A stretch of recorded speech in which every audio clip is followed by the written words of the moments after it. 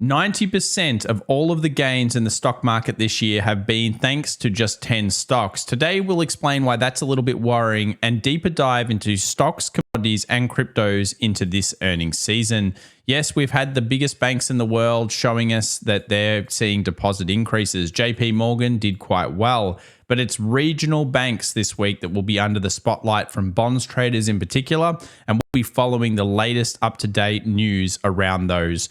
If you're a Tesla trader, it's also the kickoff of technology trading season, and we know that Netflix is also reporting. So there's a lot to discuss. There's heaps of key levels. Let's get into the special weekend edition right now, including money flow and what smart money's doing at this stage.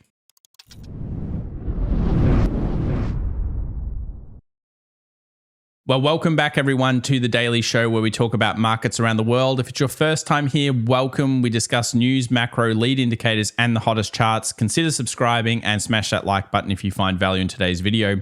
Let's kick things off with earnings season. Of course, big banks, what did we see? An increase in deposits. What does that most likely mean? Regional banks have seen a decrease in deposits.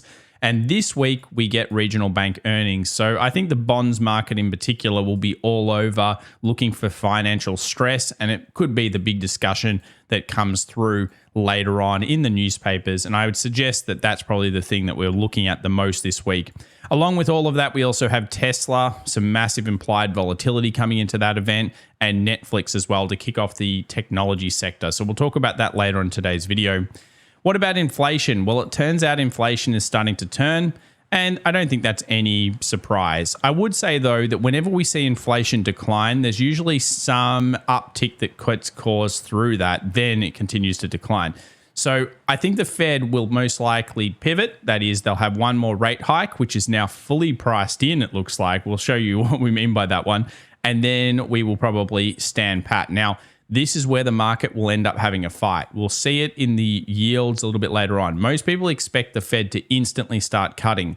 I don't think they'll do that, but I'd also like to see what your comments down below are about that particular comment, because if the Fed doesn't instantly cut, then maybe the market's going to crack it and suddenly we're moving back down. It's just one of the storylines that I think is most likely that not enough people are talking about.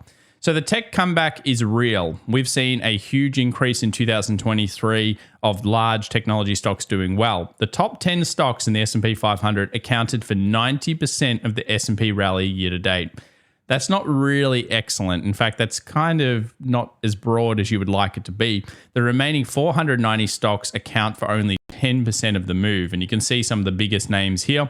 Notably, of course, Tesla this week, kicking off earnings season. And with all of their recent declines in pricing, maybe they're starting to have a little bit of a hit when it comes to their overall profitability. We'll have to find out what happens there. Now, into the week ahead, we know we're in earnings season. These are some of the biggest banks and some of the biggest companies that are bringing out reports. There'll also be a whole bunch of smaller banks that you want to be looking at. But we kick things off on Monday with some implied moves that are pretty significant on banks.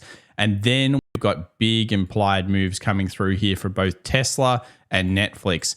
The expectations are fairly wide, so it could be up or down. And we've got some of the key levels for Tesla a little bit later in today's video. Make sure whenever you're looking at earnings, you think about the implied movements of the options market. It can really help you to define key resistance and support levels that you might want to be targeting based on these earnings results. Let's discuss smart money versus dumb money inflow. Now, we've seen this chart used a lot in 2022 and even in 2023. It helped us to define that sell-off that we were going to get in Feb, and we certainly did see it. We also saw the turn back in March when this whole Silicon Valley Bank, Credit Suisse, and we ended up seeing a bit of a turn here in purchasing. Recently, though, things have switched. We've reached these highs again, and smart money's been declining and selling into this rip a little bit. And dumb money, that's us usually retail, have been getting ultra excited. And I'm really surprised that we're back at a level that basically we've traded now on average for quite some time, between 4K and 4,100, so 4.1K. We basically trade in that for a long, long period. Yet people are absolutely freaking out about the prices. And I think it's just because some of big tech is up so much. And this has happened so many times. So how do we define whether retail's too bullish or too bearish? Well, one of the ways we can do that is looking at psychology. Now, psychology reports are coming in very strange. We've got full neutrality. I haven't seen a reading like this in a very long time. 40% basically on neutrality. And this is showing us that no one has any idea what's going on. 26.1% bullish and no increase in bearish positionals in terms of what people are thinking over the next 6 months from these surveys. So let's discuss some interesting data before we get into the rest of it. The first thing I want to talk about is the last hour trading. We've seen some big buying consistently come through now for a period of time throughout 2023. And basically in the last, what I call the power hour, we're seeing Wall Street buying the close. Now, when we've had this happen in the past, it's been maybe negative or neutral for a little period, maybe 1-2 weeks. We got this reading last week. And then we tend to actually go fairly positive off this. We'll have to keep watching this story because when you can see here, generally you don't have a huge amount of last minute purchasing in a freak out zone. And you also, e.g. here 2020 and of course the global financial crisis, but there were some periods where we got readings such as this during more of the tech bust, that slow gradual decline rather than the watershed style moment. Purchasing in the last hour is fairly important. It shows us that the bigger funds are starting to purchase in, and we do need to be watching the flows as much as possible. And I'll update the flows a little bit later in today's video. Let's discuss target rates. We know that basically 80% of economists now believe that the Federal Reserve will raise 25 basis points moving forward, and then they will probably pivot, and then they expect cuts straight away. So we'll look at what the yield curves are showing us a little bit later on, but let's get into some other stuff as well. Let's talk about gold. So gold, I've been incredibly bullish on it. I still remain bullish on gold to $3,000 over a pretty long period of time. Let's call it like 2 to 3 years. Now, you might say, well, that's too long. And yeah, I agree. When you're a trader, you're not really interested in that. If rate cuts continue, then gold usually will end up increasing. But what we saw was gold get kind of hit pretty hard on the Friday trade. And that's because rates actually increased. And we also saw gold hit critical resistance levels that it's been unable to hold on the weekly for quite some time. And I warned against this back on Thursday of last week that we were probably going into a period of potential sideways or weakness in gold after having an amazing rally that we were very bullish on, because it just tends to slow down around this time. Now you can see here where we are and what usually happens with gold for a little while or a period of time. I'm not saying we go sideways, the normal kind of seasonality approach, but I do think that we need to be cautious here. We also saw some declines coming in. This is a reading from Tuesday of last week where we saw some purchasing declines. So if this continues and we start tipping off, this is the biggest traders in the world. And I'm watching this and I'm going to be updating here on the channel as much as we can. We're seeing some decline of these numbers. So if that continues through and prices remain kind of sideways in gold and we see this sell-off, it's most likely the biggest player selling us gold positions to get out of the position themselves. And what can happen is we get that kind of Wyckoff style distribution, and then suddenly we're seeing a sell-off. We've seen it so many times now over the last couple of years, we will be focusing on it. What about the stock traders? What about the biggest money managers in the world? Now, we can say smart money might be declining, but what about the biggest players? Well, look, they always net purchase positive because they've always got money inflows coming through. And I like to think between 600,000 and 400,000, we're basically in what we call a neutralized market. Now, I've said this a few times. I've spoken to quite a few billion-dollar fund managers, and most of them believe that it is a good time to be neutral in your positions in the S&P 500 and stocks around the world. And instead, what they're doing is they're looking at alternative assets such as the bonds and the cash markets, because they believe that you have to be getting risk-free return, or you have to get like a risk rate of around 9% return to make it worthwhile. And they're not necessarily seeing that in the S&P like they did over the last decade. And it makes sense. You can see where we are in terms of money management inflows, though it has had 2 little weekly increases. So if that goes to a new high and we make a new high on the markets, we'll have to pay attention, because that probably means that we're going to see a bit more inflow and move to the next level, which I suspect is somewhere around 4,300 to 4,350. Remember, we're not discounting this as possible, even though we're still remaining a little bit bearish here at these levels. But if we see the break, then we have to go with that money flow, at least as traders. What about leverage players? Leverage players slightly deleverage themselves. We've got readings like this from August of 2022. That was a huge turn point. People are super negative here on markets. Big hedge funds are having a go at this level. They may have to give it up, but at this stage, they've kind of doubled down on it and they keep pushing at this stage to the declining side. So that's going to be something that's important. Now, I posted over on Twitter, follow in the links down below if you're interested, a whole bunch of information. I also post generally the expected options moves. Just remember, the expected options moves is where 68% of the time the market will stay within these ranges. They can be greatly used as confluence points for resistance or support levels along with your other methods. That's one of the things that we like to use them for. Let's move over to this chart here though. US bankruptcy filings by month. Look at the increase starting to come through here in 2023. It's basically a credit crunch. And this is what we've suspected for some time. The whole Silicon Valley Bank and the whole Credit Suisse and all of these situations are going to increase the likelihood that we get more and more US bankruptcies and more zombie companies, that is companies that can't basically pay their own debt, will die. And the Federal Reserve is effectively engaging in doing this. They are just creating demand destruction. They are slowly not supporting as many of these dead businesses. And they're just trying to, that's why they did all those capital control things, because they basically said, hey, we'll guarantee all the deposits. But I don't think it's in their best interest to maybe back all of these unprofitable companies. They want a few to die to, of course, force the labor market to cool off a little bit. Let's talk about equity risk premiums. I will bring this up consistently because the market from an investment standpoint is not really very positive. Now, if you have more of a 6, 12, 24-month timeline here, you can't love the ERP. It's down to 2%, and we're just crossing the 1.7 threshold. Now, when we get here, it's not that it's super rare. It's just that it gives us pretty poor returns. So look at this, 5.9% is the annualized average return after such a reading.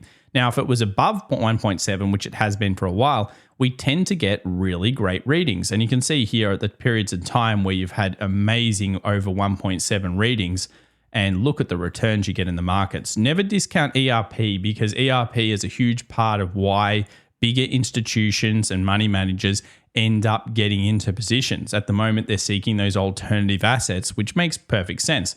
If you have a look at here, ERP usually always spikes into recessions. We're looking for that. And this is Mike Wilson's work from Morgan Stanley. And basically he says that we should see a spike in ERP.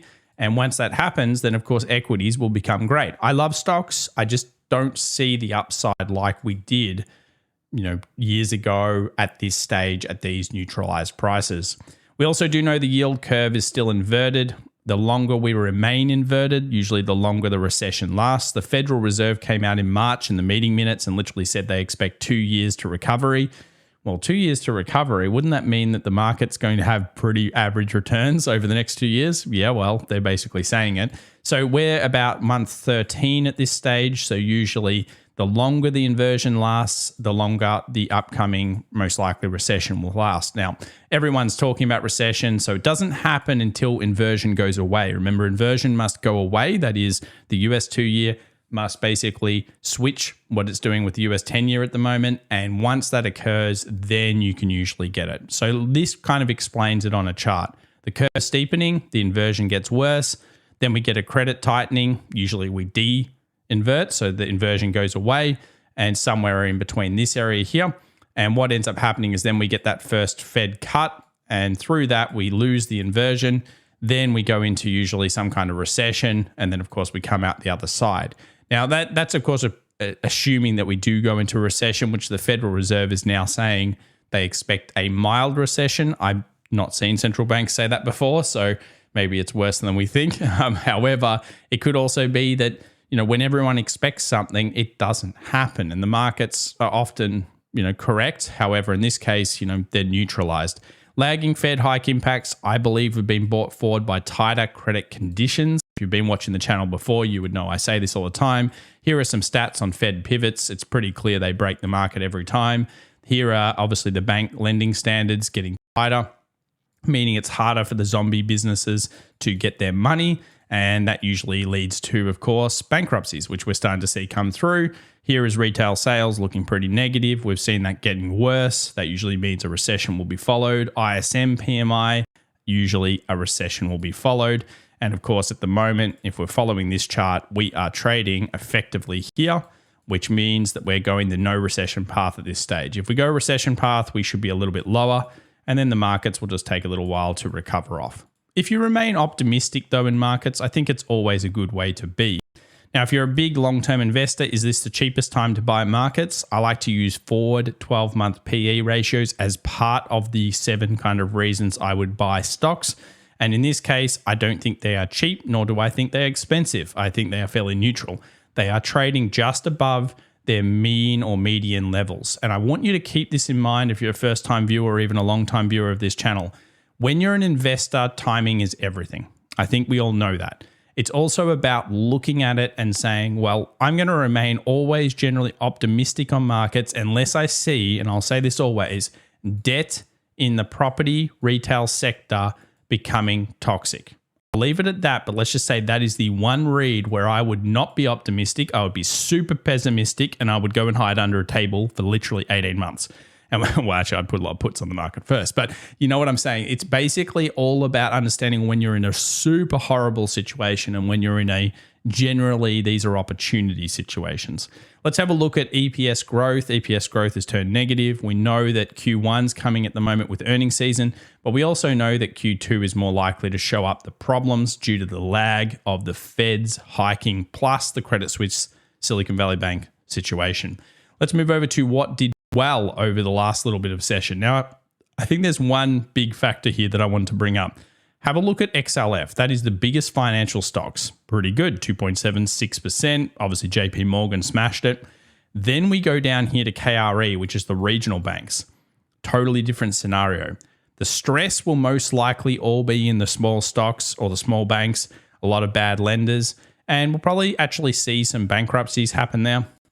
And what will happen is the big boys will come in and they'll purchase them all out, just like the global financial crisis. I doubt this is where the problem really will lie for markets. However, that is most likely occurring, and kind of you can see this in the rotation. If you take a look at the last 24 hours in terms of the Friday close, financials did pretty damn well, but of course, regional banks didn't. And gold was the standout here, doing very poorly through the session, negative 2.17. This is because yields actually spiked up, at least in my opinion, plus gold was at resistance, plus gold is showing that it has some bad data stats with it. Look at the Thursday video on this channel, you'll see what I mean.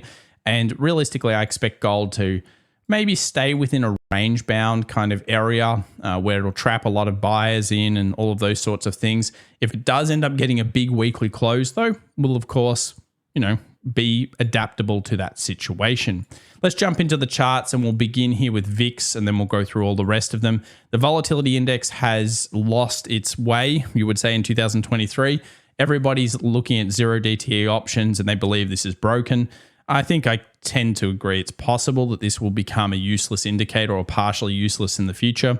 However, at this point, we're at 17, which is a low. So this is basically the lowest point here that we've seen since January or 1st of February of this year. And we all know what happened then. When fear goes out of the market, which it certainly is, it's all greedy right now. You can see the greed. Then you've got to be most careful. And I've got a watch reaction here at 16.37, which is actually the lowest point the VIX has been since this whole kind of collapse began in 2021 into 22. So we're getting that 16.37. I think that we're at a point where you need to be very cautious in markets due to these reasons. And I've said that for, basically 2 weeks. Let's move over here to some data and some stats on yield. Look at the 2-year, up quite a lot. Look at the 10-year. The market's starting to turn around and say, well, wait a second. I don't think the Federal Reserve is necessarily going to cut as fast as we expect, and the yields are coming back up. Now, that's bad for gold. It's maybe okay for energy. It's pretty damn poor for, obviously, treasuries as well. But we're seeing here that, a little bit of a spike increase over the Friday session for yields going up.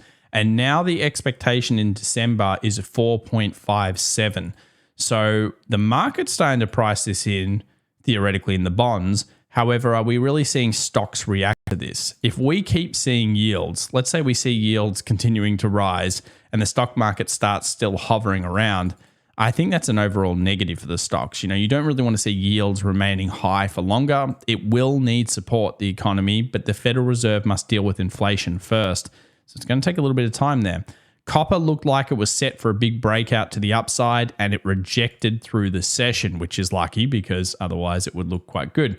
So we can see here the big shooting star. Now, I use copper as more of a reflection of whether the economy is doing well or poorly. Often people call it Dr. Copper. I think that this is a very interesting sign here from copper. Big shooting star, looks like a rejection. Yeah. If we get follow through, which would be a close or a movement underneath 4.09, there's a possible there are further sellers here for copper. And was that just a stop loss hunt kind of exercise where it went above these? Weekly close still promising towards the sell side on copper itself. Let's move over to dollar. Now, dollar ended up a pretty bad weekly. So it actually closed under any other previous weekly close, which kind of points towards rallies being met by sell demands, but it did have a pretty good daily. So if you look here, the daily engulfed.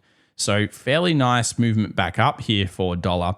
And we'll go through some key levels that we like for the week ahead. So this was a very sneaky move down. Look at that, took those lows, then instantly rejected up.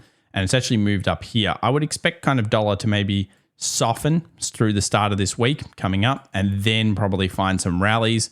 And I would like to see kind of dollar have problems around maybe 101.72. If it keeps rallying, I could see sellers resuming in this supply because this supply led to a fairly large move down. So you have to think whatever was entered here probably is quite large.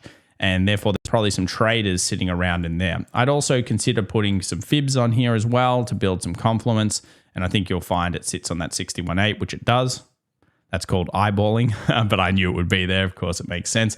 And then this zone here is kind of a critical level I'd be looking for on dollar with the potential that it could also maybe take a little while. So it could do something like this and then maybe hit into this trend line extension as well. So I think dollar's still bearish at this stage. However, that was it was an interesting rally. And if yields do remain super bullish and moving up, then dollar should do well. At this stage, I don't think that's going to happen, but you never know. Let's move over to gold. Now, gold rejected hugely. We suspect this would occur. It looked like kind of that final false push, and the weekly didn't actually manage to hold above 2028, which is a critical level there for it. Let's move over to the daily here. You can see the big rejection. Now, where would gold actually turn relatively negative? I still think there's a lot of buyers through this 1975 to 1980 zone. And I have a feeling that the buyers do commit themselves in there still at this stage. If we go to the 2-hour chart, you can see that there was a little bit of purchasing into the close.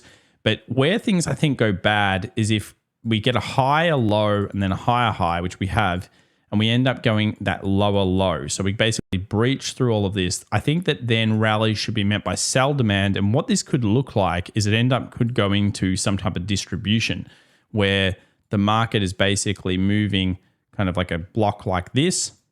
And then it might kind of float through and find buyers later on. We'll see that with money flow, which I'll report on the next weekend video. So money flow will tell us a lot. I would rather be fast and nimble here in gold in terms of trading, but I do think there'll be a lot of good trading opportunities. Maybe just remaining optimistic, but more, I would say, maybe just more accurate with your take profits. I wouldn't think that you're in a huge swing trade long at this stage. Again, depends on the weekly closes. Natural gas ended up holding nicely to that firm level. So we saw natural gas coming through, end up finding buyers. We can look at the weekly here. It was an okay weekly close, much better than it was on the Friday session when we were doing the report. I'd like to see it again, just regain new strength. But at this stage, I think like 246 is still very possible for the Widowmaker. It's a very scary stock. Remember, you have to expect upwards of 30% on these futures CFDs in terms of where the movements are going. 30% is how much it can move in one day. Oil remained high. So oil actually ended up closing bullish. So you would think that drops are met by buy demand at this point. I'd still like to see oil back in this zone here. I've got a little scalp zone indicator here at 80.60. I like to see oil down in here, finding buyers, recommitting, and then temporarily looking for that scalp. That's at least the way I see it at this stage. There's so much beautiful structure through here, and I'd like to see the market come back and retest the beautiful structure. Hasn't happened yet, but I suspect that could be a level this week to watch. Let's move over to Tesla. And Tesla, we've got the updated weekly highs and lows, the expectations here. Tesla is just all about earnings. It's got some big moves. So, of course, we have fairly large implied vol moves. If you think about these numbers, we're talking about 8% in terms of movement throughout these sessions. And I like two zones in particular. I specifically think there will be profit taking and resistance around the just sub 200. So in between 195 and 200, we've seen so many buyers, a lot of confluence in that area. So I think some sellers could come through there. And in terms of whether we have any strong buying tendencies, I don't think we do. I mean, it's not been the strongest stock. You're looking here at the weeklies, the dailies, the 2 hours.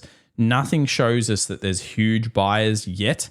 It just comes down to what the numbers and how the market wants to interpret that. So I'd say it's neutralized waiting into this particular earnings season, with probably sellers showing around this area and buyers at this stage. We can see where they've been around that 176.20. So we'll see whether that can keep holding. If a daily close underneath there, ugh.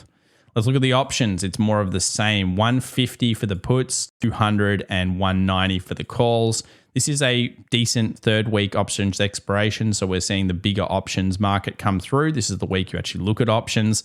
But we've got a huge spread in between with not much interest. Highest or max pain is right where it is right now, which is 185 for the end of the week. Let's move to some big stocks in the US. We'll go to Apple first. You can see here the downward trend line. It has not managed to breach that yet. If it does, then we could continue to see further bullish momentum. And I'd expect some problems at maybe 170, 134. I didn't update this particular chart with the expected moves, but they're over on our Twitter, so you can put them on there if you're interested. Stocks, semiconductors, you can see here, very relaxed. Not much moves here in the semiconductors ahead of earnings. So again, they're taking a bit of a chill while the focus moves on to banks and the first tech stocks. Let's have a look at KRE. This is the regional banking market, and it looks horrendous. I mean, you don't like anything you look at here. It looks really bad. And of course, those results from JP Morgan, Wells Fargo, etc., did not help this sector. It was down -2% overall. You can see the flattening decline. If you are somebody that's a big risk taker in these types of markets, then you're probably looking for a swing of these lows where the market kind of does something like this. If that happens, there could be quite a large thrust style move, even though everything looks negative for it. They have declined a lot. Earnings is in focus, and you can see that it's more likely than not it's going to go and try to make that new lower low throughout this earnings season. Let's move over to some ideas whether the market is in a real rally. This is consumer discretionary versus staples. Now, we look at this because we're interested in knowing how the American consumer is looking.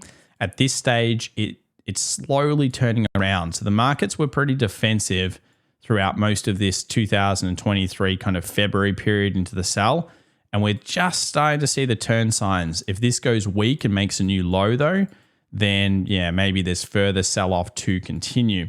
Speaking of new lows, if we go and have a look at high yield bonds, they're still at the criticals, and treasuries are still turning to the downside. But basically the high yields, remember, if you want a market to look like it's positive, you want high yield junk bonds to be going with the market direction.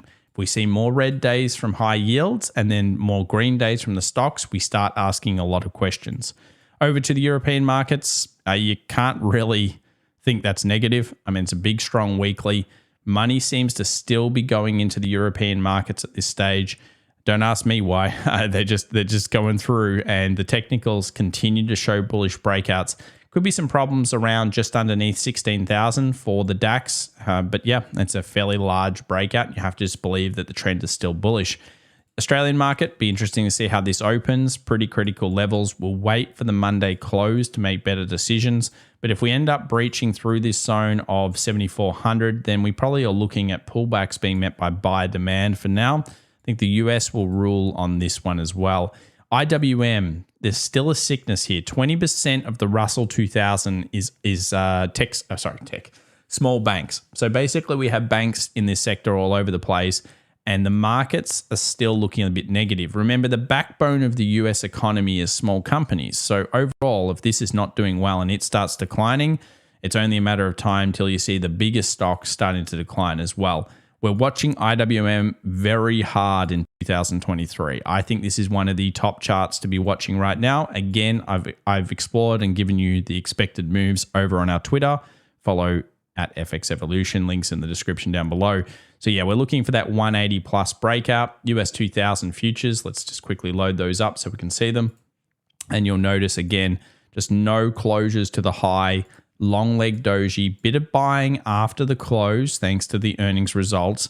So we're waiting for some kind of breach either way. Whether it be bullish or bearish, we have to remain kind of semi-neutral here. If we go to the Qs, so the NASDAQ, we still have a lot of gap fills on the bottom end that need to happen. This is across the S&P 500 as well.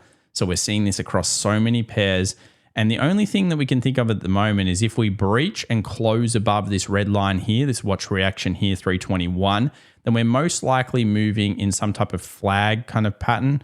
And at that stage, we're looking towards up here, which is that 332. So remember, if markets do end up getting the closures bullish, you have to expect them to have a little bit more rally in them.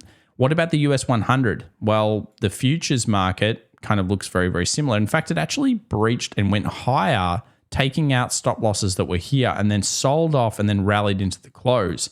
At this exact point, you would have to think weakness should come in. And this is across the S&P as well. So we'll use that just in a second. But yeah, it was interesting. Seeing that rally, you'll notice what it actually closed.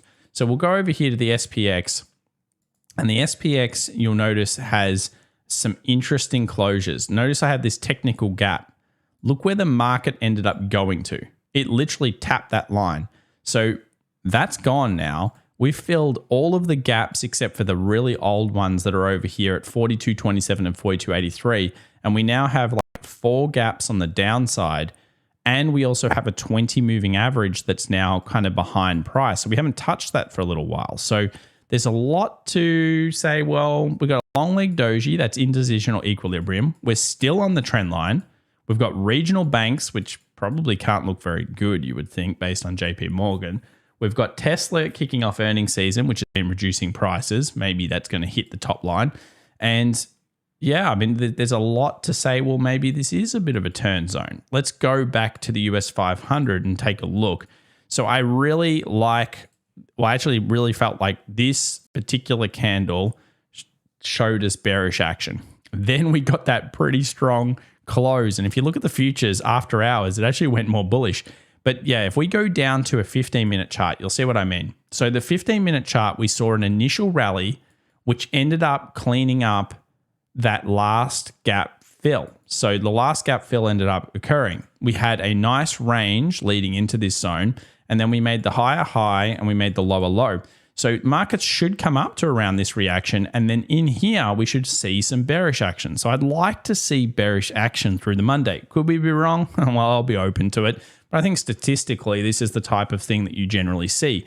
And yeah, I mean, it's right there, that 41.48. We know the importance of the zone. We know it went up here, which would have hurt many traders that were trying to go bearish last week. And it's kind of time for it to see the sellers if it's going to. There was a good little return bull in here for the 1-minute traders and 3-minute traders. But right at this point, I'd like to see that bearish action come through the Monday session. And I just wanted to report again that we have 1, 2, 3, and 4 gaps to be filled on the downside. And we've managed to fill everything except for those really high older ones. So is it time now for the regional banks to cause a little bit of concern and markets to kind of pull back down? If they do pull down, where is the first level? The first level is probably around that 40.80 to 40.70. And the reason is this trend line that comes off the back. So if we do see sellers, that's where I think bull buyers could be, at least initially. But I still would like to see a lot of these gaps filled. If we keep rallying, we go through 41.80, we close above 42, we go to 43, therefore, and 43.50, then you still shouldn't really feel FOMO. There is a very high chance these will get filled at some point over the next coming months. And that's the thing that's important. You've got to have some conviction. I would doubt they don't get filled at some point moving through the next quarter to 6 months. And I actually think they'll fill sooner than that, of course, but that's something that's important. Let's have a look at the maximum pain, 3.382 million units this week. It's third week auctions expiration. It's a big one. The max pain level is 401. We are trading at 413 on the SPY. 401 just so happens to be a fairly important level as well. If we go over here, not only is it 400, but it would actually be underneath the options expiration 68%. So that's kind of, will we even be able to hold that level? So I think that if we do see like this initial sell-off, it's really brutal, you could still see a pickup. That's something to keep in the back of your mind. So yes, 401 is the max pain. You can see 385, 390 puts being massive. A lot of calls in there as well. 400's this kind of fight strike between the puts and the call buyers. And I think that's important to watch, and it will be interesting. Let's move over to Bitcoin, and it continues to hold in our beautiful red box. I love this zone. I do suspect there's sellers here. I really do. Now, have we seen the signs of first sellers coming in? Theoretically, for a scalper, yeah, you did. You saw this, and once that happened, that return there to that level would have been a decent little sell-off so far. You probably have to hope that there's more in it. For the longer-term swing play traders, you haven't seen enough yet. You need to go below 29,627, and you're looking for something like this to occur and then sell off. We still are theoretically in a 2-hour or kind of like a 4-hour uptrend, daily uptrend, all of those types of ones. So fighting it is difficult. Selling Bitcoin is hard. Just like selling anything is hard. It's way easier to be a buyer. Always remember that. Your odds are in your favor on buy side, not in the sell side. So at this stage, I'm looking for further clarification. We still have a series of overall kind of like higher lows. This is where the swing traders should theoretically start to be bearish. Depending on the reaction, we'll update you. But I have seen signs of some selling, and that's due to this move here. I think there were sellers there, and I'd like to see them commit down to this level. If that does happen, what do we suspect will occur on the S&P? Probably it will also drop off. So be careful here in Bitcoin. It is the most likely bearish zone that we have seen in months. So yeah, it's a very, very, very big zone, and I've stated that quite a few times. When we go through the news for the week ahead, we've got Empire State Manufacturing Index. Then we have here a whole bunch of other news from other central banks. We've got a bunch of Federal Reserve speakers, I believe, coming out this week as well. But really the focus is on earnings and flash services PMI on the Friday, 9:45 New York time. So make sure you're on top of the earnings, the small banks. That will probably be the storyline you see in the papers and the news kind of online. And we'll be following the event as closely as possible. If you enjoyed today's video, please remember to subscribe, smash that like button, follow us over on Twitter and our other social medias. And of course, if you're interested, you can jump on board and get a couple of free trading cheat sheets as well. Thanks so much. We'll catch you in the next one. Bye for now.